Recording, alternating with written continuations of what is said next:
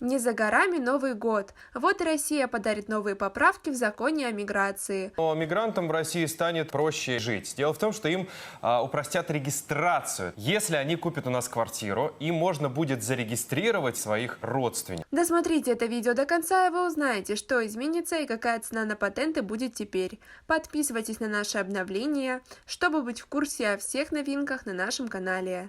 Правительство России установило допустимую долю приема иностранных граждан на работу в разных сферах экономики на 2020 год. Так сохранены нормы 2019 года в 50% для сферы выращивания овощей. При этом в следующем году никаких ограничений по территориям, как это было ранее, не будет.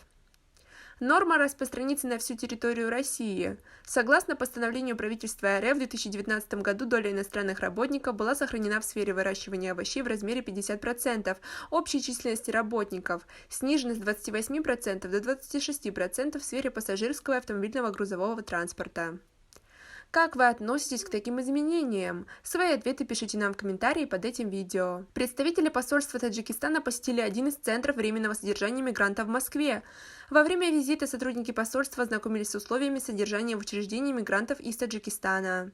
Отмечается, что в ходе встречи с таджикскими гражданами представители посольства ответили на вопросы об оперативном оформлении документов и депортации на родину.